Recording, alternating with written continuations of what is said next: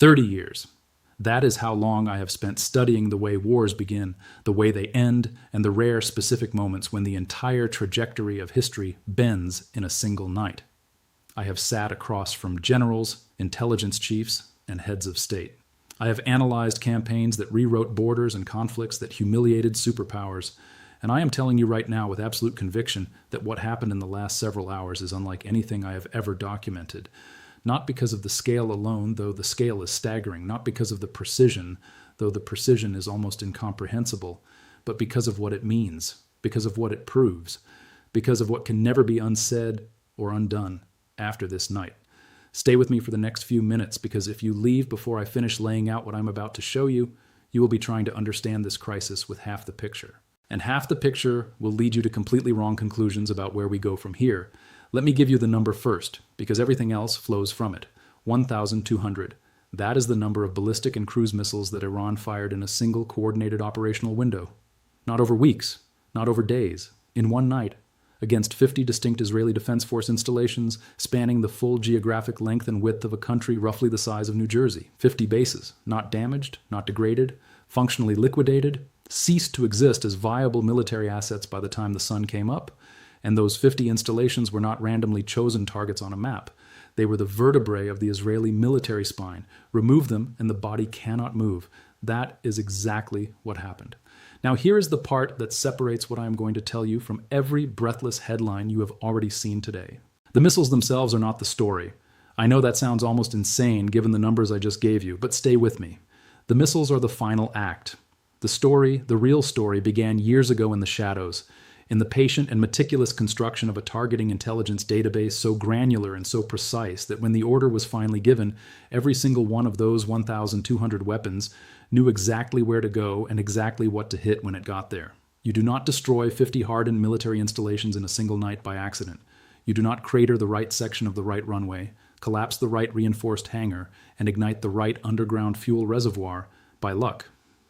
That level of surgical destruction requires knowing the internal anatomy of each target the way a surgeon knows the human body before making the first incision. Iran knew. They had spent years learning. And the Western intelligence community, the same community that confidently briefed its political masters that this kind of operation was beyond Tehran's technical ceiling, was catastrophically and completely wrong. Think about what that failure of assessment actually cost, because it was not an abstract analytical mistake buried in a classified report. It became concrete in the most brutal way possible. It became 300,000 Israeli soldiers standing in forward positions at dawn, staring into empty ammunition crates, sitting in tanks whose fuel gauges were pointing toward zero, cut off from every supply chain that keeps a modern fighting force alive. 300,000 men and women who went to sleep believing the system behind them was impenetrable, woke up to discover the system behind them no longer existed. I want you to understand what that actually means on a human and operational level, because the word logistics sounds bureaucratic and dull, but what I am describing is the difference between an army and an armed crowd. Modern military forces do not carry their war with them. They are the tip of a spear, and the spear only works because of the shaft behind it, the vast invisible infrastructure of depots, distribution hubs, fuel farms, maintenance facilities, and command networks that constantly feed the front. When Iran destroyed 50 bases in one night, they did not nick the tip of the spear.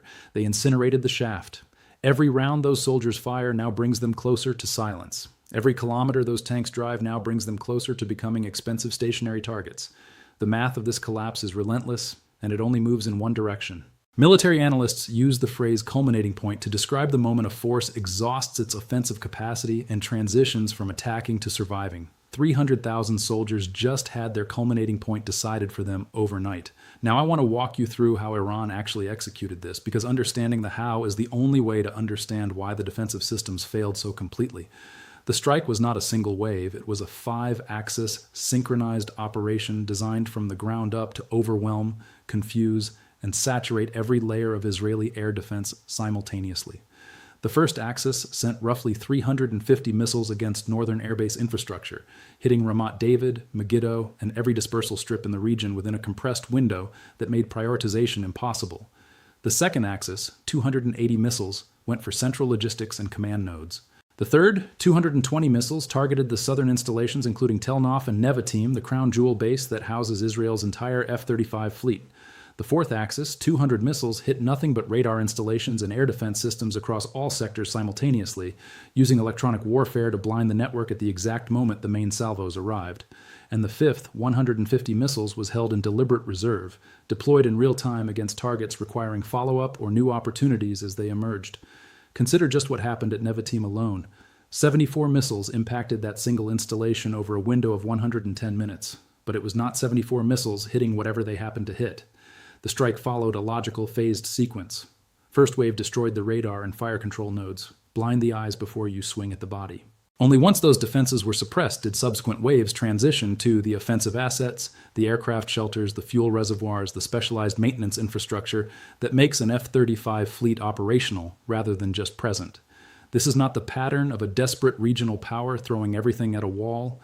This is the pattern of a military organization that rehearsed this operation, stress-tested it, refined it, and then executed it with a discipline that the people dismissing Iran's capabilities for the past decade would find deeply uncomfortable to acknowledge. The silence from the Israeli military on interception rates tells you more than any official statement ever could. When a defense system works, governments announce the numbers loudly and immediately because the numbers are good news. The silence means the numbers are not good news. Based on the confirmed ground impacts mapped across 50 installations, it is now undeniable that the defensive grid performed far below the 90+% figures that officials have routinely cited. The Iron Dome, for all its legitimate effectiveness against the improvised rocket salvos it was designed to intercept, was largely irrelevant against high-velocity ballistic profiles flying entirely different trajectories. The Arrow systems faced simultaneous target densities that exceeded their tracking and engagement capacity by a significant margin. The Patriot batteries protecting the most critical assets were saturated by the volume of the first wave before they could even complete their reload cycle for the second. Every layer of the system was overwhelmed, not because any single layer failed, but because the entire architecture was pushed past its mathematical limits all at once by design.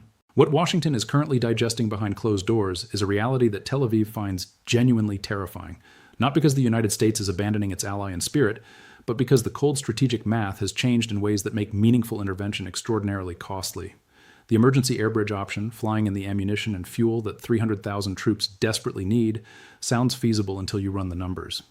The throughput capacity of the remaining functional airfields in Israel cannot come close to handling the volume required. You cannot replace a destroyed national logistics infrastructure with cargo aircraft.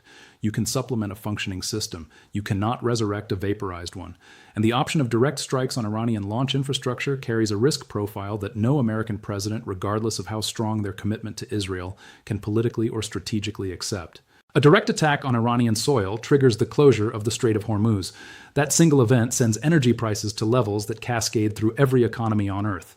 It invites Iranian precision strikes on American bases in Qatar, Bahrain, and Kuwait, bases that are now known, with empirical certainty, to be vulnerable to exactly the kind of precision salvo attack Iran just demonstrated.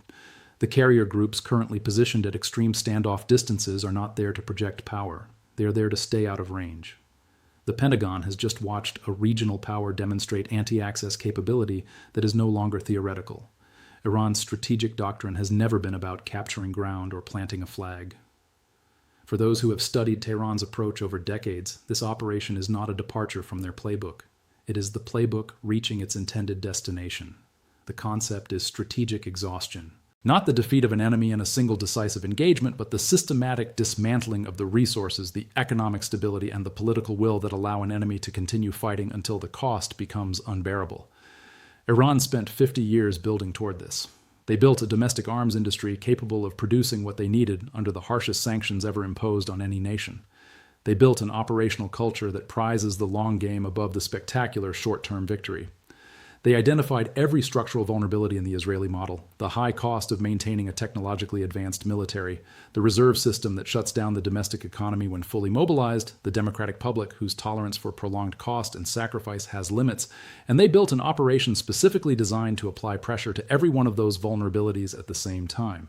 The ripples from this night extend far beyond the Levant. In Moscow, every Iranian missile that penetrated a Western-made air defense system is a live-fire advertisement for the value of Russian-derived technology and a validation of every argument Russia has made about the limits of American-backed security guarantees. In Beijing, decision-makers studying the American response are drawing direct inferences about how Washington might behave in a crisis over Taiwan, watching carrier groups hold their distance and watching the hesitation before any commitment that could trigger escalation.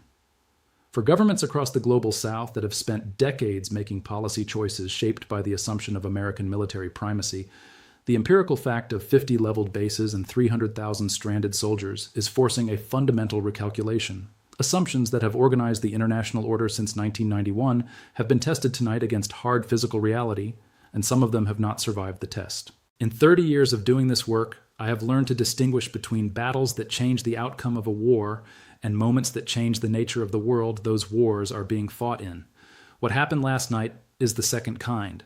The questions that come next, how Israel responds with limited capacity, whether the United States finds a way to alter the math on the ground, whether Iran presses the strategic initiative it has clearly seized, and how the global order adapts to a Middle East where the old power equations no longer apply, those questions will define the next 50 years. I will be here tracking every development, analyzing every move, and bringing you the kind of strategic depth that the headlines simply cannot provide.